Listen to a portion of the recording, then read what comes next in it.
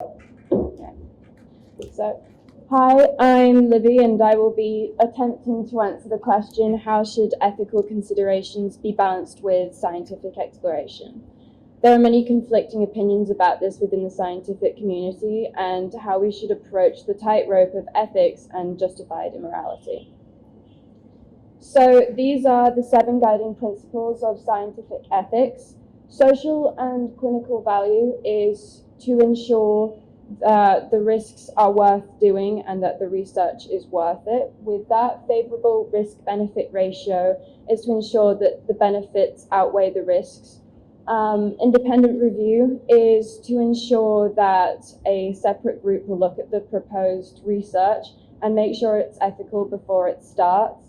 Fair subject selection is to ensure that the only basis for selection is scientific, so that no groups are barred from selection without scientific reason, and that factors like vulnerability are not used to select people. Informed consent is so that people who are being looked at to be selected are fully informed of the risks that may pertain to the experimentation, and that they get to make their own decision whether or not to participate with this. Respect for potential and enrolled subjects is to ensure that from the moment a subject is approached, even if they decide not to do the study, to after the study concludes, it ensures that they are treated with respect and dignity and that their well-being is maintained. And finally, scientific validity is to ensure that the question is answerable, feasible, and based on these other scientific principles. Within the scientific community, this is how scientists base their experiments on to make sure that they are balanced ethically, and as a whole agree that this is how we should approach future experimentation. But what about the use of unethical scientific exploration in the past to further our research now?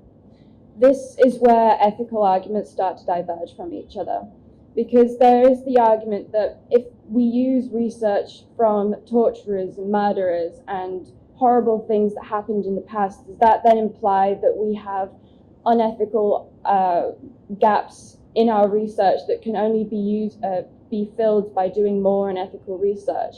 Does it imply approval of the methods that we used, and will it encourage researchers to then do more unethical research like that?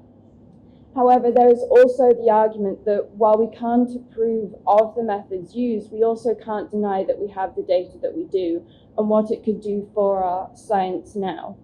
And that while it doesn't justify it, some good may come out of it rather than it just be something horrible that happened for no reason. So for my own research and results, I did a closed questions survey with random sampling with yes or no questions of moral quandaries that I found relevant to this. So in my first graph here, you can see that I asked 2 questions. The first being, would you take a medicine that was the only thing that could save your life if you knew people had been experimented on against their will to create it? And then I asked the same question, but changed the phrase against people's will to torture.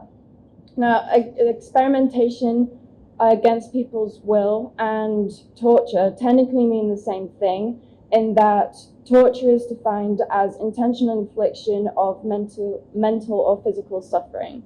However, they have different connotations, and so as you can see, the results are nearly completely opposite from each other, which shows the power of question framing and how we need to be so careful when looking at our biases in framing these questions, because it can change how people sway to answering it, and also how fragile people's opinions on this are and how conflicted they are, because if changing one word or one phrase can change how people answer an entire question such as this, which has such importance, then it shows that it can't just be pinned down by a simple yes or no, and that we need to discuss this further.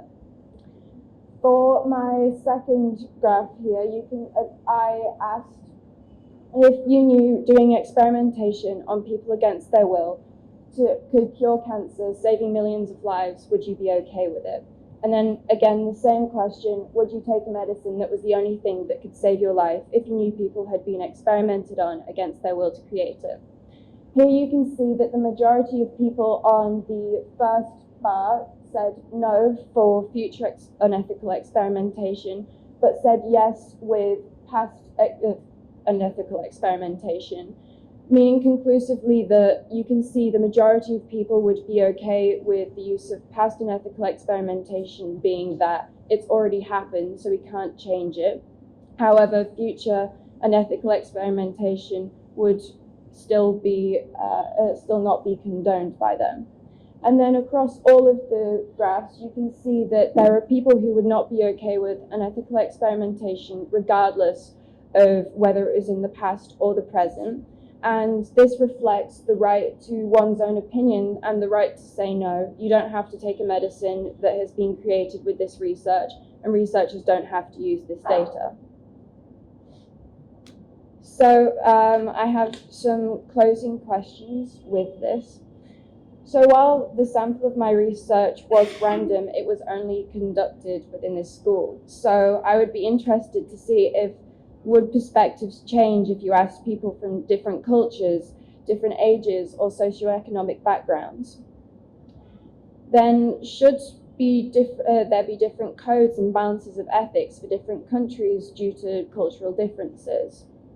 And finally, if the human race was desperate enough, would we bend our ethics in this sphere?